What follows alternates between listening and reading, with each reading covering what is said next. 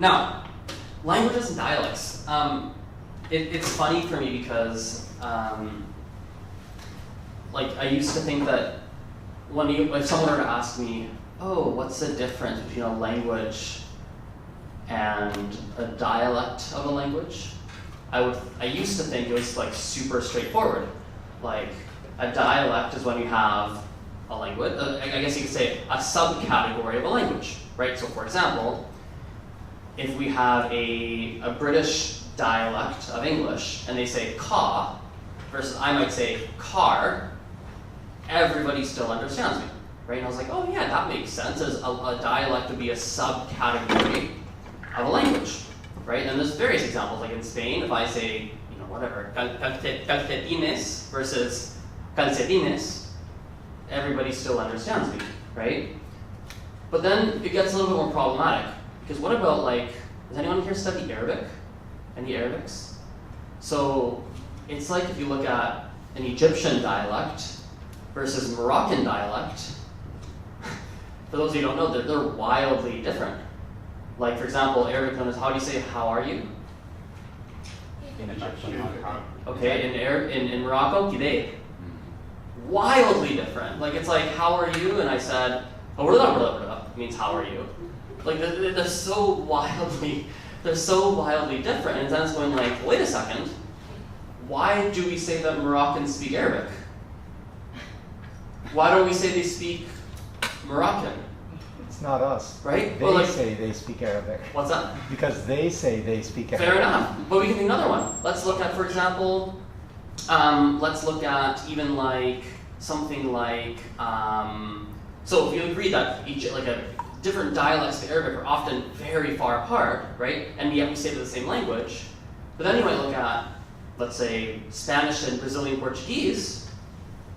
Not quite as, they're different, obviously quite different, and pronunciation's different, the sounds are different. Written, similar enough, and if you understand some basic things like Brazilian Portuguese and you speak Spanish very fluently, all of a sudden you can, like yesterday at the gala, when they're speaking in Portuguese, I don't speak a word of Portuguese, well, I speak a little bit, but barely any, but I can understand because I understand some basic pronunciation rules of Brazilian Portuguese, and so it's like, what the heck is the actual difference? And I had pictures up there of when I was, the one on the left is when I was in France. I went there, I spent about, would have been 3, 4, 5, 6 months in France total, over a couple of different trips. And so one thing I'll sometimes say is that I don't speak French, I speak a France dialect of French. Because I had to, when I went to France, I already spoke French. But my French wasn't good enough for some of the people I talked to. And I was 15 when I first went, so it was, imagine you're in a high school, and you know how high school kids are. You guys, everyone's been to high school, you know how they are. They're often a little bit ruthless. And they're not always the kindest, they're kind, but they might be they might say things that hurt your feelings, right? And so myself, I wasn't necessarily bullied, but there were definitely, I'd say like, j'ai acheté une bicyclette. Une bicyclette? Ha ha ha ha, why are you saying bicyclette? Because in France, c'est un vélo, right? Or, j'ai oublié mon, is it un tuc or une tuc in French in Quebec? Un tuc? Un tuc. Un tuc. Une tuc? Une tuc, right? So I would say une tuc, because I went through French immersion in Calgary, so I went through, I guess you could say, I used to have more of a French-Canadian style of French. And I'd say, j'ai oublié mon tuc. And they'd say, huh? Quoi? Your what? What did you forget? Like, what is that? And so all of a sudden I had to adjust my dialect. I thought, I don't speak a real French. I must have learned some French that doesn't make sense, or like, and when you're 15, you don't know any better, right? And so it's really challenging when you're like, well, actually, are dialects and languages different?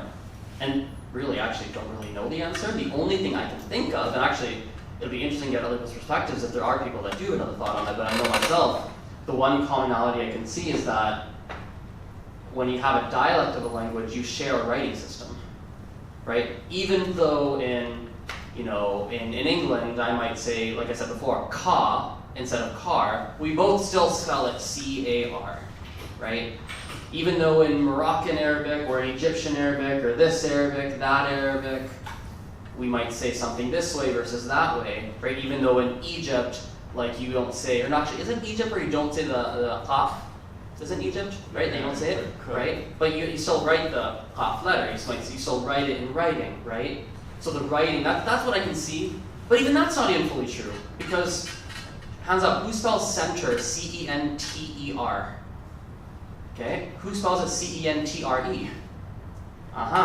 Who spells color, C-O-L-O-U-R? How about O-R?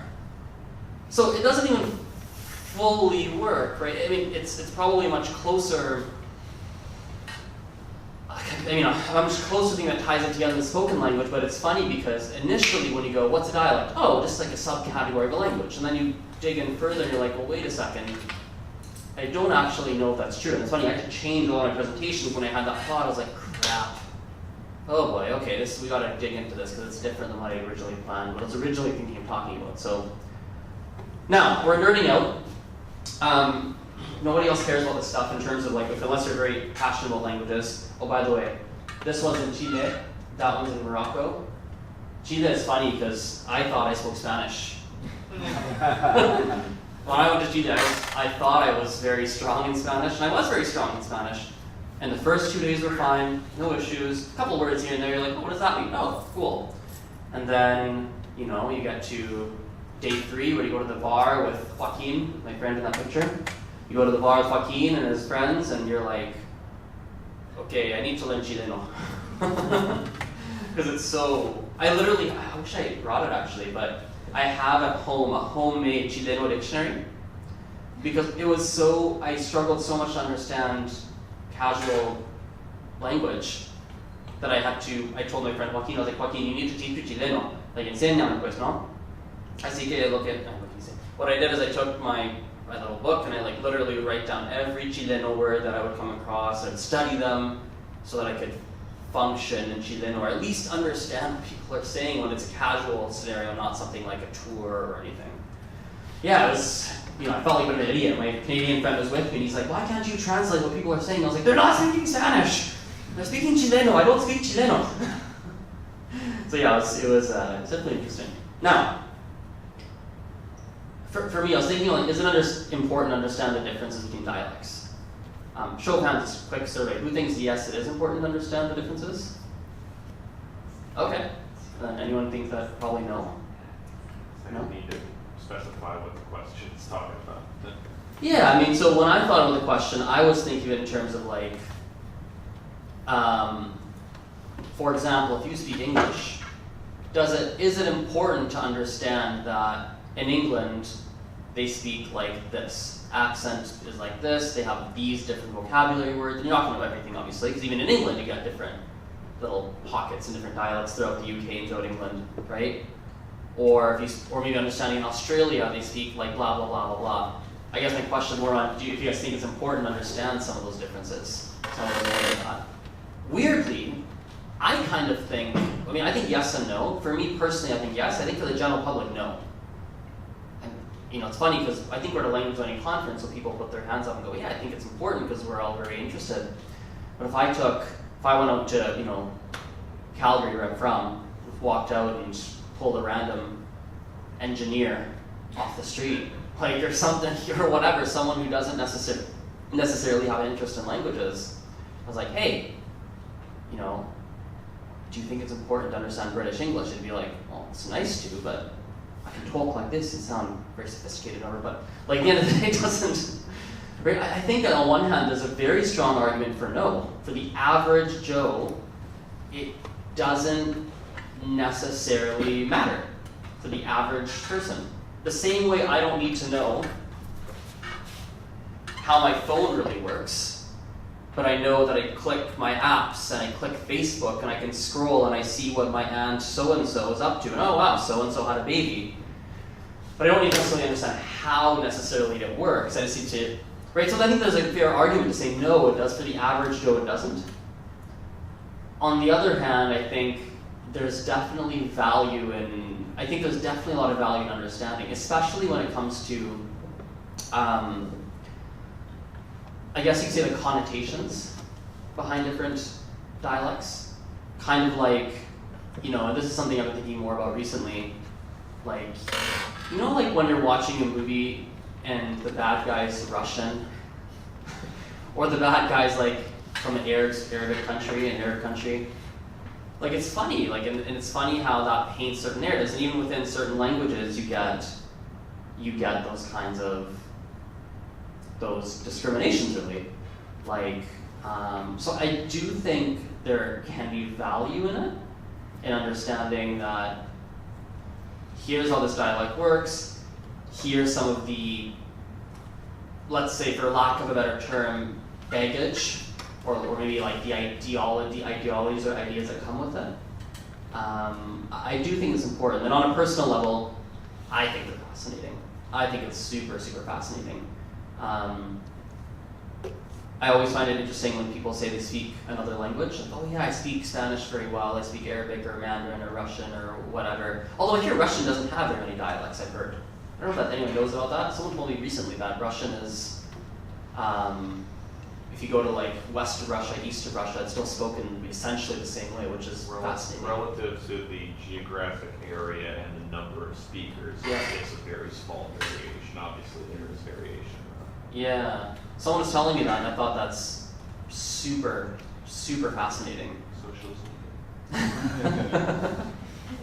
Yeah, I guess Canada's similar in that sense too, right? We do a variation for sure, but we're not.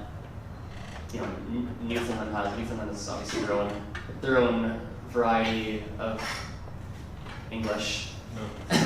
but anyway, anyway, going off topic, but it is, you know, I think it's fascinating, especially because of pronunciation differences. I think it's really, I find it super interesting. That's why I don't dabble in a lot of languages. I usually just pick one and I'll stick to it until, I'll stick with like one language for a long time. I will stick with it until essentially I consider myself at a native or near native level. I don't dabble in many for that reason, because I want to know, in Chile dicen esto, in France dicen whatever, right? They say this in Chile, they say this in France, they say this in this country, they act like this here. Oh, these, French people, really, some of them don't think Quebec French is real French. Wow, where does that come from? Why do they not understand? Actually, that's a weird thing. I wasn't planning on going into it, but it is very interesting. Have you guys ever heard like people in France who say that? Oh, it's like Quebec French is not real French. Or, I don't understand them. I wonder, I'm actually curious, anyone here from Montreal? Okay. Do you understand France French? Or do people understand France? I'm actually curious, I'm getting selfish, but like, do people understand France French in Montreal generally? Yeah, seeing some nods. I thought so. Yeah. Interesting. Do you hear it ever? Or like on a day-to-day or on a relatively regular basis? Do you ever come across it? It's a fairly large French expatriate community here. Fair enough. Okay. And you can tell the difference. You can. Oh yeah. Of course. Yeah, they're quite, for sure. The reason I bring it up is because I was thinking about that we're having our kitchen redone at my house. And we have this guy from Australia who is working. One guy from Australia who's working in the kitchen. There's another guy who's, I assume, from Canada, the way he speaks. Now, it's so funny because I have not had a ton of exposure to Australians. Not a ton, right? I've heard it, obviously. Movies, sometimes you meet someone. And I'm in Calgary, so we're close to Banff, which is basically Australia away from Australia in many ways, because they all come and they work in Banff. For those of you who know Calgary area, in Banff, many Australians go to Banff and they're always there. It's fascinating, quite fascinating. But anyway, I haven't had a ton of exposure to it, and so what's funny is that when I'm talking to the guy in the kitchen who's working in the kitchen, I need to put an extra 7% effort to like process what he's saying, so I'm just not used to the way they speak. And I remember thinking, I was like, oh, that makes sense. I wonder if in France, they struggle, some people, not everybody, but some people think Quebec French is not a real French, or it's hard to understand, we don't get it. What the heck are they speaking? Is that, whoa, what? Like, what? Maybe it's because they don't have any exposure to it. And so suddenly it's like,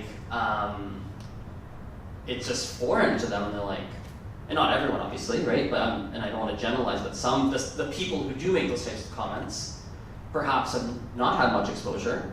Perhaps they've even grown up in an environment where it's like, oh, Canadian French is so different, right? The same way maybe not in this room, but I would be very interested to see how many people call it Jamaican English or real English if you ask the average Canadian or American. I don't know the answer, but I saw like 2 hands go up.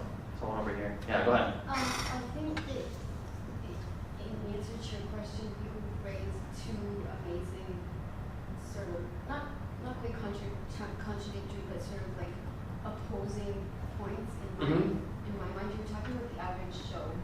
So I think it's important to realize, well, yeah, there are differences, and then how interested you are is obviously what to you. But like, for me, the biggest thing, and you're talking about French people, is the respect thing. Like, if you're telling me I don't know this language, that makes me sad, that makes me insulted, that makes me not want to interact with you. So I think, it's important for everybody to understand their differences to some extent. And regardless how interested you are, I think it doesn't matter yes or no, as long as you're not disrespecting the other person or the other people. Yeah. But I find with certain language groups that happens more often, where people are really, really encouraging, like 1 word or 2, and people are like, wow, you speak this language so well, and I'm like, I just said hello. Yeah. But other language groups, you say 1 word and they're like, they literally walk away, or, I think it comes down to respect, and to me, it doesn't matter as much whether it's important, as long as you're not offending people. Totally. It's overly simplistic. And it's really funny, and it brings up an interesting point too, around, I guess you could say how different people interpret your words and actions. So, for example, I'll go back to your example. I was in China for 3 months, and I remember the first time I was there, so funny anecdote, the first time I was there, I wanted to eat, and I'm vegetarian, and I didn't really know how to order food, and I happened to be in a restaurant that didn't have pictures in the menu, and so it's like just looking at a bunch of random lines and going, I have no idea what I can eat, I have like 45 minutes till my class starts, like what the heck are we gonna do here? The only word, and I can't Google it because Google's blocked in China. I didn't realize that I wouldn't be able to Google it. Didn't even know what the search engine was, so I don't even know what search engine I literally am stuck. So I decided the only word I want to say is vegetable, which is 蔬菜. So I just called the waiter over and said vegetable 7 times. They're like, what the heck is this guy? I'm like, what's CV? Vegetable. Like, what the heck? And he's like, what do you want on the menu? I was like, vegetable. What do you want? Vegetable. But which one? Vegetable. Ugh. So, and eventually probably vegetarian plate. But anyway, but it reminds me when I was there, I'd say like, ni hao, and they'd be like, oh, you're so good. And I honestly would feel like, is it patronized or patronized? Wait, you'd feel weird. Because you're like, why are you getting so excited over a single word? They're trying to make you feel good, right? Their action, their words, their whatever is intended to go a certain way, but I interpreted it a different way until I consciously was like, no, they're not doing that. I'm just interpreting it in the incorrect way. I'm taking your action, seeing it differently, right? But I'd rather that Totally. than people say you can't speak Yes. your language and not talk to you. Totally. Yep. No, I agree. So, and I think it ties into and I think we're already on the topic, but I guess I don't know if dialectal stereotypes is the right term. There might be a better term for it. I don't know. But I think it's an apt enough term, like dialectal stereotypes. Like I said before, I teach languages like English, French, Spanish, and I'm very active online with languages, and it's interesting how many comments like these I get on a very regular basis, right? Like, Quebec French I've heard Quebec French is not French. Is that true? And I go, no, that's false. Oh, really? Or I remember someone's the American English. It was just so, I was talking to someone, was he Russian? I think he was Russian. He goes, American English just sounds so, makes my ears hurt. What do you guys talk, ha, rah, and I was like, he's like, yeah, British is much nicer. And by the way, that's a very fair point. You can say that. You're very entitled to that opinion, by the way. I just think the same way, I personally to my ears, think a a Mandarin from a more northern Mandarin sounds nicer to my ears than a southern Mandarin. But does it? I mean, I don't judge them. I don't care. You want to speak with a s instead of sh, fine. Do your thing. I don't care, right? You want to say you instead of like fine. I don't. That's more power to you. So you can have the opinion of, oh, American. Fine. You think American English sounds ugly? Wonderful, fantastic. What I didn't like was the judgment. Well, what I interpreted as judgment in his voice. Now, maybe he wasn't judging. To be fair, maybe he wasn't, but the tone of his voice made me feel like he was judging. Now, I might have misinterpreted, right? And that's, who knows, right? Maybe he didn't mean it that way, but, Moroccan Arabic is in Arabic. There's so many of those comments, and I don't know, I guess you could say that's kind of what grinds my wheels, that expression. That bothers me. Where you have those stereotypes, positive or negative, by the way, because it's just more often than not, it's just wrong. It's just false, right? It's not true. Just because a British guy sounds really smart because of how the media has portrayed that to me throughout my life, he might be a real idiot. And he might be really smart. We don't know, right? Yeah, it's crazy. I had a conversation with somebody in India, and it was an older lady, very traditional kind of lady, who's telling me how black people are bad because of how they speak. She's like, I think, have you seen that video on Facebook? It's like that speaking white versus speaking black. Have you seen that? Anyone seen it? No? Like a video of African American people that change how they speak when they're in sales jobs on the phone because of the connotations behind their accent. Have you seen that? Yeah. You would have seen that actually, because I posted that online and you follow my Facebook, so yeah, you might have seen it. But it's fascinating because she was like, yeah, they're the ones who do the crimes. And she was like adamant. I was like, what?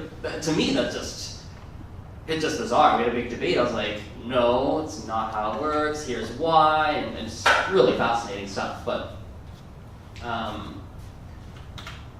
so anyway, we went up in the clouds for a while. I thought we'd at least spend the last, probably another little chunk here before you do Q&A, next 15, 20 minutes. But on how to choose a dialect. I get a lot of questions about this. I find people ask me a lot about how do you, you're going to go learn French. How do you pick? Should it be a Quebec, more French Canadian, or more French from France, more maybe something African? How do you pick? Or with Arabic specifically, I get that question a lot. How do you pick when they're so vastly different, right?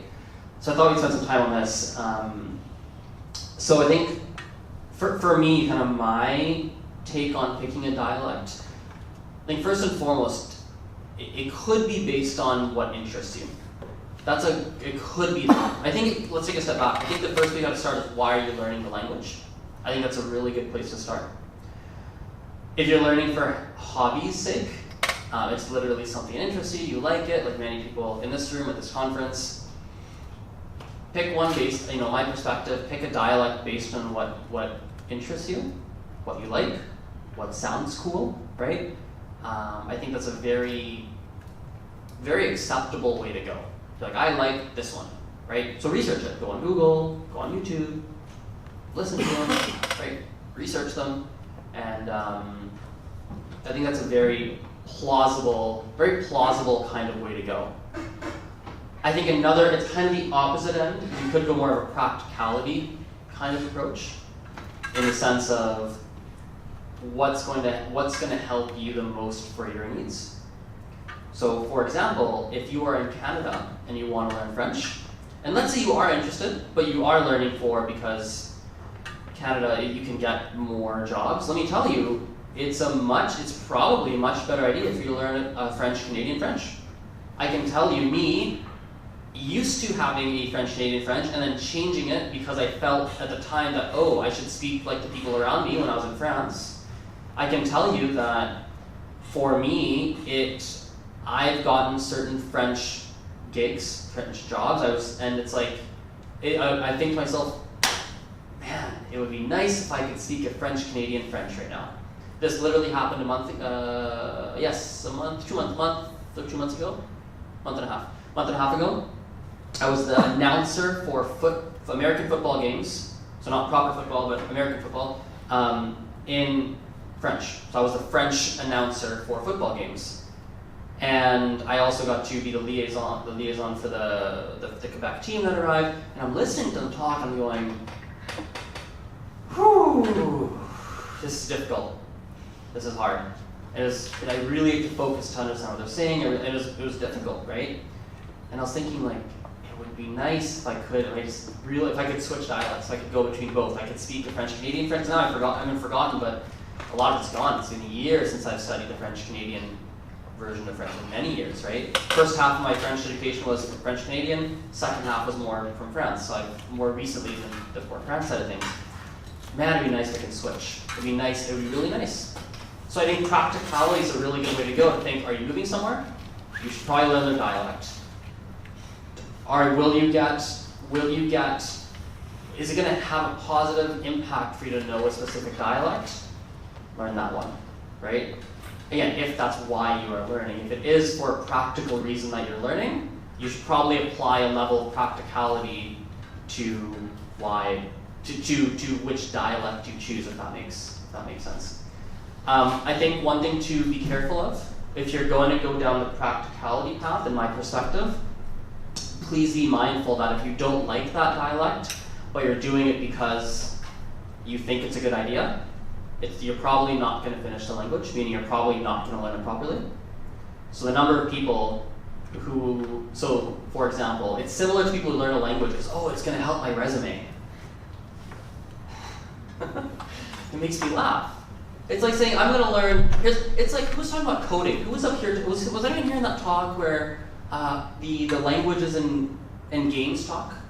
Was anyone there? Where she said, and she jokingly said, the speaker jokingly said, learn how to code because you can make the big bucks.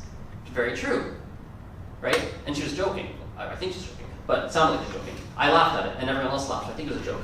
So hopefully it's a joke because we all laughed. But it's funny because my perspective is, you do something just because it's gonna get you money,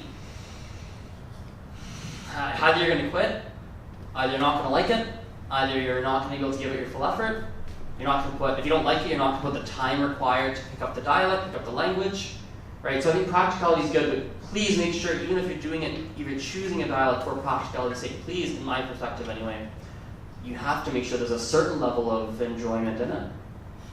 Otherwise, it's not gonna work. And I feel so silly sitting here saying that, but I think it needs to be said. Because of the number of people, literally people, who like language learning, I could open up my DMs and show you, that literally go, I'm not liking blah, blah, blah, blah, blah. And I'm going, you like languages? Yeah, I really do. So people who like it, and yet they're not hating, but they're disliking their own process. So I feel like I need to say it, because it is something people do. So, I think resources available is another one that ties into practicality. So I think, for example, for instance, if I wanted to learn, so I speak Gujarati, it's my mother tongue. If I wanted to specifically learn Kathiawadi Gujarati, which is what we speak, my family speaks that dialect of Gujarati. I don't think there's anything. There's nothing, right? There's nothing that teaches the Kathiawadi Gujarati. You find some resources for standard Gujarati, right? Not many, but some. But I think there's zero. There might be some. I think there's zero on, if you wanted to learn specifically Kathiawadi Gujarati, you're stuck. You're going to have to probably learn standard and then figure out on your own what the differences are between standard and Kathiawadi. What are the differences? Because it's just difficult, right? So I think resources available is a good place to go. I do think it's okay to mix, and what I mean by that is, so I don't know if you guys ever talked to people, or maybe yourself, if you had the thought around, should I specifically try and learn British? I can discuss on English. Let's say, for example, let's take let's say Spanish, right? Anyone learning Spanish in the room? Or anyone learn Spanish or studying it, or okay? good, small, okay, percentage of it. So, for example, in Spanish, like some people wonder, like, oh, my one teacher was from Argentina, and then I used a textbook that was written in Spain, and then I had a blah blah blah that was from Peru and Mexico. Is that bad? Because there are differences, right? I say palta, you guys say aguacate, right? Because I learned in Peru, aprendí en Peru, así que digo palta, no? I say palta instead of avocado, which is aguacate in most other countries. Right? I personally think it's okay. If you want to mix, do your thing. I think it's fine, personally. I don't. I like to stick to a specific dialect, and that's because I am obsessed with pronunciation, and I'm obsessed with speaking a language in a specific where people think I'm from a specific country. I'm obsessed with it. Like it's. If you ever want to lose 30 minutes of your life, tell me a difficult sound in a language, and tell me I didn't say it perfectly, and you're sticking with me until I get it. And then even if I don't get it and you have to go, that's the new focus until I can pronounce it perfectly. By the way, shower time, random thing. Everyone work on pronunciation. Shower is a fantastic place to do it. I have a number of difficult sounds I've learned in the shower just by practicing. French R's. Oh, I did it. Spanish, anyway. But it's I lost my train of thought with that shower thought. Yes, so mixing dialects. I do think it's fine personally. I just know I don't necessarily think there's a problem with it, if that makes sense. So that's kind of my take on it. And then lastly, we were talking a lot about this kind of in the middle, but like understanding what the stereotypes are between your dialect, because they are going to have a consequence, and they're going to have very real consequences for you, whether positive or negative, right? When you speak to someone who, for example, for me, when I have a very, let's say Spanish again, I have a very Peruvian accent in Spanish, and I speak a very Peruvian dialect. And many people don't recognize it's Peruvian because even people just kind of say, oh, it sounds very Colombiano, Mexicano, Peruano, like they kind of have a difficult time placing it, unless you're from Peru, which you're like, Peruano, Arequipa, no? I go, sí, Arequipa, right? In the south, there's a city. And so, but it has, so for example, for me, I might speak with someone from, people have different reactions to you because of what dialect you speak. They'll have different reactions, and they will have different opinions of you based on how you speak, especially if you chose, for example, we're in Quebec, so let's take French. You need to at least be aware that if you speak a Quebec variety of French, and you have a very thick Quebec or French-Canadian accent, and you travel to France, you need to be aware of how some people might react to you. Some people say, you're from Canada? That's so cool. I've always loved how it sounds. Which is true, you get that. Some people are neutral, and some people are going to go, what? Do you speak English? Is that French? And you might get reactions like that, and you just have to be aware of it so that you can be prepared and navigate the situations and do it in a way that's healthy, if that makes sense. So that's kind of my thoughts on choosing a dialect. Kind of last thing I'll kind of spit some thoughts at before I go, before I do some Q&A, especially because we've gone to some deeper topics with like the stereotypes and such. But I think one thing for me with dialects, and I think it ties into what you're saying earlier, is around empathy and compassion, in my perspective. So I think it's either understanding the differences in dialect of where you are, or at least even if you can't maybe speak in that dialect, or you don't know the vocabulary, right? Even if you don't, as a matter of fact, actually it is a good idea. I think for empathy reasons, I think it is a very good idea to at least have some level of idea of what the dialectal differences of where you're going to. Like I won't say university when I'm in America. I'll say college. I won't say I was my first year of university. I was also a freshman in college, right? I'll be very mindful of the references I make, right? I won't make a reference to, like, even in this room, actually it's not an example, but even I won't make references to, I won't make a reference to, if I'm making examples to talk about something, I might use the NFL as an example, It's just the empathy of understanding where you are. And I think one thing on that, I think the dialectal differences for me, it really is synonymous with empathy and compassion in many ways, and trying to put yourself in the shoes of someone else, kind of the way I see it.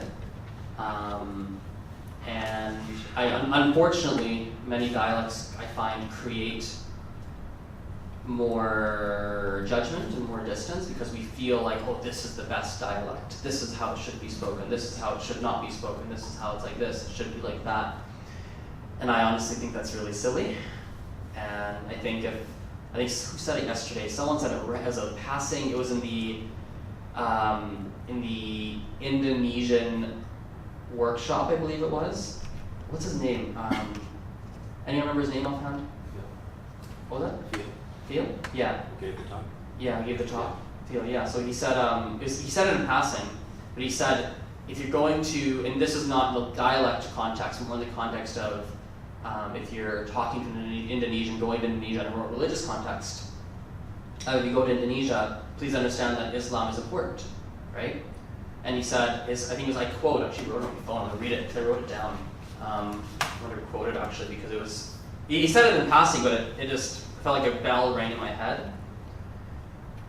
He says, connect with people on their own terms if you want to be friends. Right? And I think that ties into dialects. You have to understand the dialects of where you are, who you're talking to. You don't have to, not necessary, but it can help. The same way when you say a couple words of Spanish when you're in Mexico, it helps you, right? Similar. If you know a little bit, even just a little bit, it helps, I think, because that you're connecting on something that's their terms in my perspective, and not necessarily your own terms.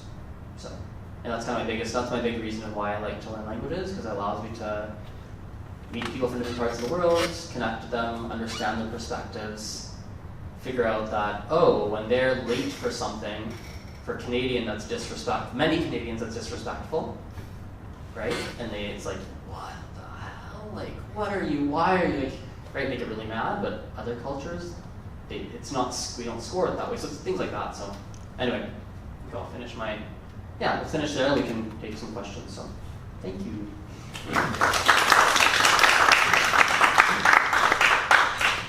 Oh, and actually, last thing before questions. Selfish part of this. I would really appreciate it if you follow my podcast and my social media platforms. I post daily on everything. So I really appreciate it if you guys are. I typically just share my language learning journey. Because I literally spend 60 hours a week on languages. 60, 65, 70 hours a week on languages. Whether it's teaching, running events for language learners, talking about them, it's like my life.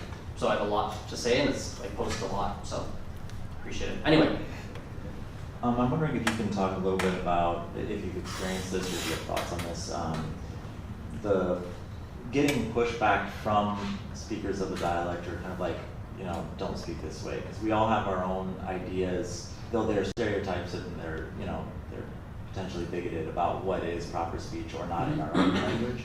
And I know, like with French, I speak France French, more specifically like a Brittany French, because that's where I lived.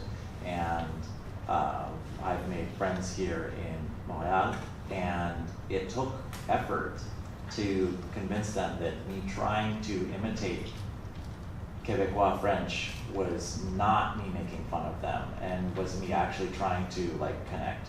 Whereas opposed to when you're just starting a language for the first time, sometimes with certain dialects they'll be like, great, cool, and they'll be encouraging. But then, speaking to the point that you made earlier, it can be surprising sometimes when they're like, no, don't do that. Don't speak like that. Don't talk like that. I wonder, was it strangers or people you knew? This was as we were becoming friends. They didn't think that I was just all out just trying to be a jerk, but they were just like, no, just don't even try.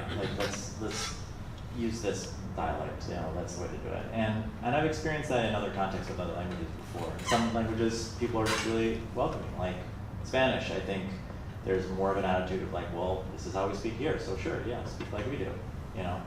So I'm wondering if you can speak to that at all, if you've experienced that.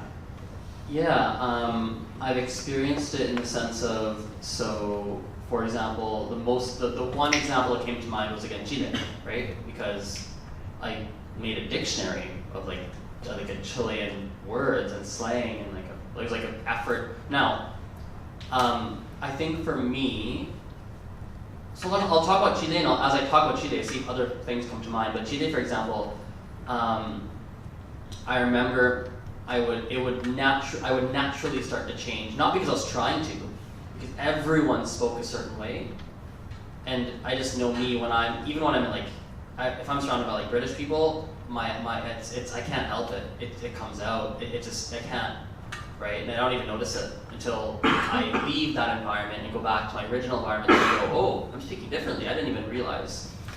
So for Chile, for example, I didn't have any negative pushback. I will say this though, people that knew me for longer would ask like, hey, you're saying, or they might snicker like, ha, you said al tiro and not al toque, like I used to say, or instead of ahorita you said al tiro, or like you said a tiola and not más o menos, or you said, interesting, you said, arriba de pelota instead of, whatever. Like they would notice, they might, I don't know how they felt about it, but I think what's stranger is they don't know. Because they didn't know how you spoke originally. So they think how you come in and how you speak is how you speak. So, yeah, I mean, I don't know. I've never had anything crazy negative, because at the end of the day, if I know 4 people today of getting negative experiences with, let's say, or negative, maybe some pushback as you put it, I'm pretty extroverted, so I'm going to meet way more than 4 people. So even those 4 people I view it a certain way, the next 10 that I meet are going to view it in a more positive way, or they're going to view it because they're not going to know any better. So I think it's kind of like an offense versus defense kind of thing in a way, where offense is kind of like you're meeting lots of new people, and as you're meeting them, it's going to help you with them. And with the older people, people you knew before, I think as long as they're pretty straightforward, they're going, hey man, I first of all can't help it, because everyone's doing it here, and I just kind of copy you, because that's how I am. Second of all, I meet it with the most positive intentions, and then, yeah, I don't know what else was it. Hi. Hello. Your Australia example made me laugh, because when I was in undergraduate and studying abroad and working in Australia, it was the only English-speaking country, and I'm a native English speaker, where I was terrified to pick up the phone, because I could not understand what the English was unless the person was right in front of me talking to me. I made a lot of friends with a lot of foreigners in Australia, but because I could understand them better. But in this talk, I was just thinking about the languages I speak and where I learned them. There's 2 parts here, I guess. The practicality of learning languages, I think, is also very subjective, because right now I'm trying to learn Icelandic. Right. Not very useful outside of like 600,000 people basically in Iceland and I think northern Alberta or northern Saskatchewan somewhere. Really? Yeah. Is Icelandic in Canada? Uh-huh. Yeah, there's about 70,000 Icelanders out in the prairies here, which is a megapolis for them, I guess. But That's exciting. Isn't it Manitoba? Gimli? yes, sorry. I don't know my prairie provinces very well. I don't know my prairie states very well either. But my family and I go to Iceland probably once a year or once every other year. So it's a practical language for me to make that connection. But that was more of a statement. My next part was the languages I've learned, whether it's been Afrikaans or Portuguese or Spanish, have always been learned in the colonial part. Like I learned Portuguese in Mozambique, Spanish in Costa Rica. I mean, Afrikaans is a African language, pretty much. So, do you have any experience of learning the language from that aspect outside of Peru? So just to maybe keep the mic in case. Okay. So do you mean like how I learned in other countries apart from Peru, like that are not Spain?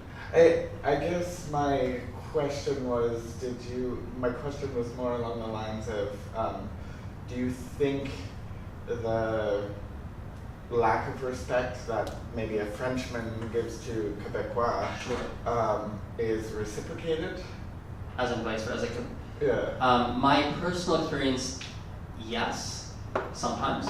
But it's not everyone. Like, not every single French person feels negatively either. But so I think some people, yeah, for sure they reciprocate. Like, yeah, both positive and negative, right? Both. And neutral, right? I think, yeah, for sure. I think you might, for sure. Now, do you think learning the languages from that aspect is easier? Because I know Portuguese in Mozambique, you would say, for I am speaking, you say estou a falar or estou a falar. Yes. You don't say estou or estou falando. Okay. So the conjugations are easier, I guess. I see. Interesting. Azren, one thing I kept thinking when you were giving your presentation. I saw you thinking. I was really hoping you'd ask a question because I could see you processing. I was very excited for your question. I'm not sure if this is really a question, but more an observation. Is it important to distinguish speaking versus listening? Like, I can understand when you're learning a language if you want to pick one register or one dialect of the language for the purposes of speaking. Mm-hmm. But in order to understand the language, especially if you're going to be watching films or watching TV, when there are going to be people speaking various forms of the language, the ability to be sensitive to the dialectical differences, at least to understand them, can be quite relevant. The reason I ask is when I started learning French with the federal government at the Centre Plasticou, one of the very, very few things that institution actually did right in its language teaching was that they had a variety of accents. Like for the French, they had one teacher from Belgium, they had one from France, they had various people from various points in Quebec who spoke in all sorts of ways. And yes, as learners, we were expected to speak what in Quebec is known as international French, which is sort of the standard French that's spoken on RDE. That pretty much is the language of the standard educated French of Canada. Yep. But we had to understand what everyone else around us was saying. And I mean, I'll spare you my life story, but the other languages I've learned, I've always been exposed to different forms of the language, even if there was one form that I would try to speak. Mm-hmm. Yeah, and actually, it's funny. I like getting questions on things because, and this is a completely different topic. I'm not going to go down this path because that could be it's thoughts I have a lot. But like I'm 25, so I'm very young, right? And it's funny when a lot of 25-year-olds go, "Oh, I'm so old." No, you're not. So anyway, so I like getting questions because it makes me really think about things that I talk about, and it's a funny point because I actually wonder now if there is what's more valuable, being able to, and it goes back to your question too. Is it more does it matter that you speak the dialect that you are in, of the region you're in, excuse me, or is it more important that you're just sensitive to the stereotypes and the different thoughts around it, and you can understand what they're saying and still engage and have natural conversations? I almost wonder if that's more. But I've seen that, like, just to give other examples. Yeah. Like one of the Spanish courses I did when I started learning Spanish years ago, I had books. One set of books and tapes was some Castilian Spanish. The other was in Latin American Spanish. So I kind of had them both. But I found them useful to be exposed to both. And even the books and tapes I had from the Latin American one made a point of having different accents. Mm-hmm. So one dialogue, they'd have someone speaking from Peru with that accent. It was weird. I remember that. No, it was Bolivia. They had the Bolivian. Is it weird in Bolivia? It was it was very different versus the Mexican. Fair enough. Yeah. I found it to be very useful. I mean, similarly, I was sent to Vietnam on a work term. I studied Vietnamese intensively for a while. I have since forgotten everything. But what's relevant is that I had two sets of tapes. One was in Saigon dialect, one was Hanoi dialect. Right. You know, the pronunciations are quite different, the tones are different, the consonants are different. And again, it was useful. I kind of picked one for speaking, Saigon, because that's where I started my trip.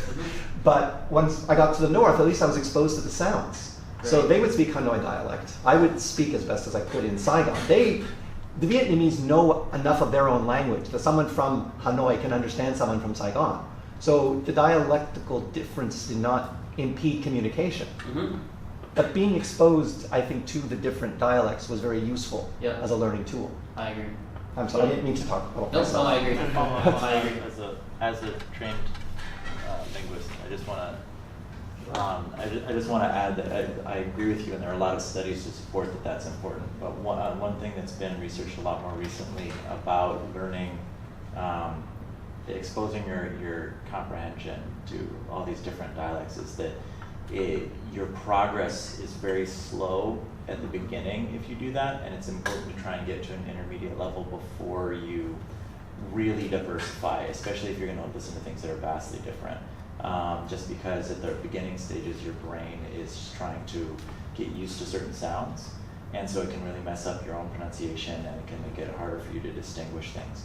So I totally agree with you, and the research says, yeah, do that. Listen to a bunch of different things. But if you have the resources to focus on one until you become kind of an intermediate speaker, a lot of research is showing that's the way to do it. Focus on this one, get to an intermediate level, and then start diversifying, and you'll find more progress. That's a good one. It's actually funny, on the previous one I said, I personally don't mix dialects. I wrote that. Yeah, like I personally don't. That's exactly why I want to be really grounded in one, right? Before I start to branch out. It's kind of like when you learn, I think this will land with people at the conference, but it's like when you try and learn 4 languages at the same time, you have very slow progress in all of them, and you're like, it takes a long time. I think it's a kind of similar kind of analogy where, yeah, it's similar analogy, but. I think prompted by your comment about you're going to go to Indonesia, recognize the importance of Islam and whatnot, reminded me of an article that I read a while ago, which part of it seemed kind of just let's bash on Americans. They ruin everything and they make things hard for everyone. Whether or not that's true, the relevant point that I thought was particularly interesting, specifically talking about baseball and saying that that a lot of in international business, American English speakers would be in the room with a bunch of non-native English speakers, or even say Brits, for example, that people would not understand what the Americans were saying, talking about like interdialectical accommodation, and saying make all these references to baseball, and that was not properly accommodating. And then at the same time, thinking about the well, if you're going to deal with Indonesians, you have to recognize the importance of Islam. A lot of these things are just, that is the common way, that is the dialect for a lot of us. Like, if you're going to talk to an American and have no idea what we mean, say, yeah, that was a home run, that presentation, that was or this is a slam dunk. Yeah. If you can't understand these basic things, you become separate almost. Yeah, it's like we're not. I'm not even thinking about sports here. I'm just saying, it's a very common sort of expression. I'm trying to turn that into a question. I think it's just a area that I think there could be a lot of discussion. Totally. Yeah. I think we have like a quick minute or two, so maybe it's like one last quick one we can squeeze in, and if not, we can wrap it up. Look over there, you have one. Was there one? Yeah, so we have like a minute, I think, so I need to quick, whatever it is, so I don't want to go over time, so you can stay longer and stuff, so. Yeah, we've talked a number of times about interdialectical accommodation and similar things, and the quotation that you said that you have to meet people on their own terms. Yes. Like, and you specifically mentioned sophomore, I think, and I've like written this down a few times, and I've asked people to explain it to me a number of times, but it's not getting in my head. So I've just gotten to the point where I'm like, I understand there's a difference. Sometimes I stop people, sometimes I ask them, what does this mean? I often stop people regardless of the language. Like, I don't know what this word means, I don't know what this expression means, regardless whether it's one of my mother tongues or not. And I think that that's okay. Like regardless whether it's your mother tongue or your 20th language, I think it's okay to stop people mid-conversation as long as it's not impeding the flow, or you can just like take notes. And I think that's all okay as long as you're comfortable with it. You know what I mean? Mm-hmm. And you're not, as you say, like being. As long as you're done respectfully, right? Like as long as you're done respectfully and you're not doing it. For example, you need to be empathetic and understand if it's a group conversation that, like, and you're stopping the conversation every 30 seconds, you're being quite disrespectful to the group, right? It could be viewed that way potentially. So as long as you're respectful about it and you're being mindful and, you know, for 100%, for 100%. So, cool. I guess we can finish it there, right?